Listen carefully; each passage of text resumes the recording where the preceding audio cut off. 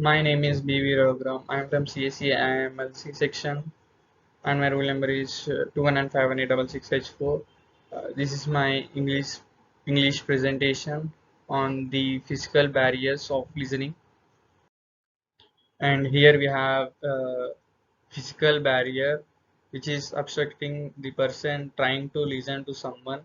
It may be something which is very disturbing which can distract you from what you're trying to listen. And this picture exactly describes the barriers faced by humans during the listening. So before learning about the barriers which we face in listening, we need to know what is listening. Listening is receiving language through the ears. Listening involves identifying the sounds of speech and processing them into words and sentences. To listen, we need to make a conscious effort not to just hear what people are saying but to take it in, digest it, and understand. Not only does listening enhance your ability to understand better and make you a better communicator, it also makes the experience of speaking to you more enjoyable to other people. Listening means paying attention not only to the story but also how it is told, the use of language and voice, and how the other person uses his or her body. In other words, it means being aware of both verbal and non-verbal messages. Here we have here we have a picture representation of the words going into the ear of human being, indicating that they are listening to some words, some kind of speech, and trying to process it. So now that we know what is listening and uh, how to listen, we should now learn about the barriers of listening. There are four types of barriers of listening. There are many types of barriers which humans face, but these four are mostly the problems or the barriers we face when we are trying to listen to someone. And the first one is physical barriers, second one is psychological barrier, third one is linguistic barrier, and fourth one is cultural barrier. The first one is physical barrier, which might mean that there can be a physical disability or some kind of barrier making the listener not being to able listen properly. And then we have psychological barrier, which means the surroundings are not very helpful to you to listen, and then also not very useful to you while listening. They might be very distracting and might be very so distracting that you might get off topic during listening and going to daydreaming. And then we have linguistic barriers, showing to show that if I speak Hindi or some other language, I don't know the vocabulary properly in English, and when speaker describes about something using a specific vocabulary or a specific word, I will be very confused, and this will be making me very anxious to know about the word, and at the last I will not be able to get the context of the speech or the lecture I have listened. And we have cultural barriers are very unexpected barriers which we face when we are listening. There might be difference in two different cultures where they use different kind of vocabularies or different kind of styles to talk, and then it will cause a barrier or some kind of disturbance during the listening and speaking process, which is also a barrier, one of the main barriers we face in India. Here we have a flowchart representing the other kind of barriers which we can face over or under reaching the topic, and then the stereotyped reactions, taking the spotlight, unsuitable responses, pretending comprehension of the speech or lecture you have just heard, inapt non-verbal cues, complex responses, physical, and then obviously cultural, as we have discussed earlier. These are the overall barriers which mostly disturb our listening process and make us a bad listener, not an active listener. And we should try our level best to overcome these kind of barriers using various techniques, improving ourselves and turning ourselves into an active listener. So the barriers to active listening are generally different kinds of noises. Some specific examples of noises in the office or the place we work are uh, ringing phone, difficult customer or co-workers, and then we have obviously the traffic. And the more you know about noise, the more you can learn about how to eliminate it. The main five types of noise that can easily prevent active listening processes.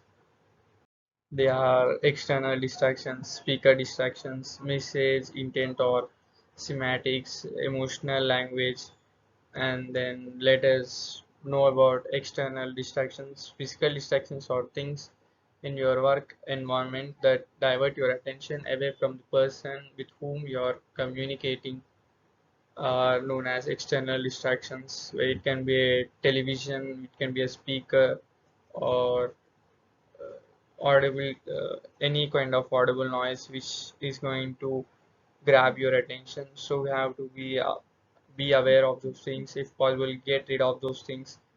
And then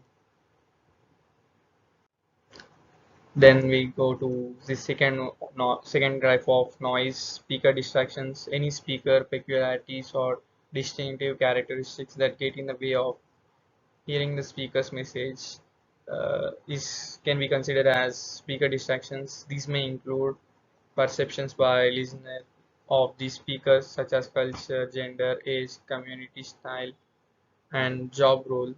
For example, a technical person who is very left-brained may be difficult for a marketing person who is also very right-brained to listen to. For example, a technical person who is very left-brained may be difficult for a marketing person who is also very right-brained to listen to. These are speaker distractions. And as I have already spoken about, cultural, gender, and age can be a barrier while listening. They give perceptions about a certain person because of their looks, maybe of their age, maybe of their gender, which is going to make you not very make you be not very attentive to listen to their speech or lecture. Then we have third type of noise, message intent or schematics, any phrases and words that can be misinterpreted or have different meanings depending on who is using them or who is receiving them.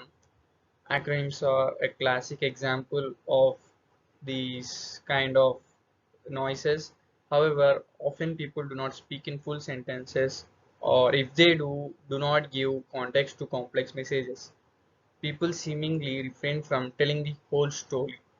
So these are very common kind of barriers or noise which we can physical barrier which we can face in our workplace, in our schools, in our day-to-day life, because we are very lazy and we sometimes do not complete our sentences. We use short forms which can mean many things, and this is going to convey a different kind of message than what you want to convey.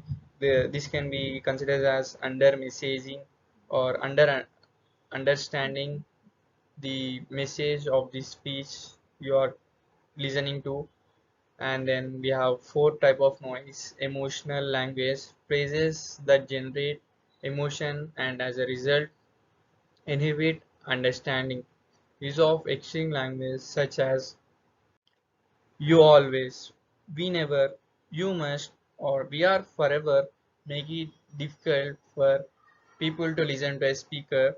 And also when we get emotional, these listener cannot be very attentive towards speaker because uh, every speaker who can every listener who can relate to speaker will also get very confused and will also maybe get emotional during the listening process, which will be a great distraction from listening the context of the speech or lecture you are taking.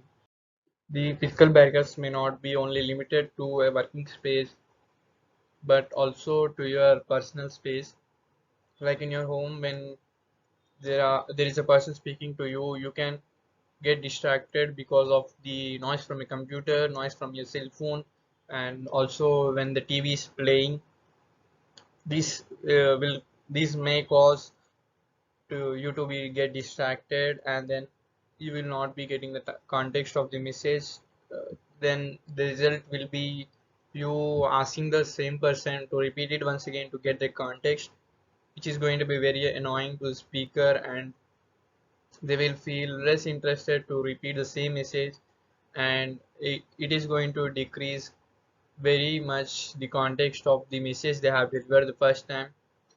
The second time you will be listening to the message, it will be not as effective as the first time. Your respect towards the speaker may be same, but the respect the speaker is going to show you will be very less when compared to the first time he tried to speak to you. This can be considered very severe because then you will be never considered by the speaker as an active listener ever. It will be a different kind of impression than they had the first time they met you. So let me summarize the barriers of listening. We have gone through this presentation. First, we can consider noise as a barrier, then physical environment, then the accent or delivery of the speaker, assumptions, then self-esteem, prejudices, perception, preoccupation, then finally the lack of feedback from both the speakers and also the listeners and also the picture representing the speaker and listener. And here the speaker is speaking trying to be very effective with her speech, but the listener is not at all interested, so he's just going lazy thinking blah blah blah and trying to sleep and all. But this arises a question in the speaker's mind, making her think that the listener is not very active listener, he's very poor listener, and in further future she will not be trying to be an effective speaker because you are very poor listener. She will cut you very short. It can also be considered as a self-esteem problem. Here we have the summary of physical barriers we have gone through in the presentation. Physical distractions and disturbances can also be a vital role in disrupting the process of listening. Barriers to be noise, physical discomfort, or any physical factor. For example, a person is talking on his phone and queer shrilling sound disturb the transmission. Physical discomfort also easily distract the listening process because one cannot be a good listener if one feels uncomfortable. That concludes my presentation on the physical barriers which we face while we are listening, and hope you have a brief understanding or very at least got interest in trying to know exactly what is listening, the barriers of listening, and improve your listening skills, become an active listener, and also become an active and efficient speaker. Thank you.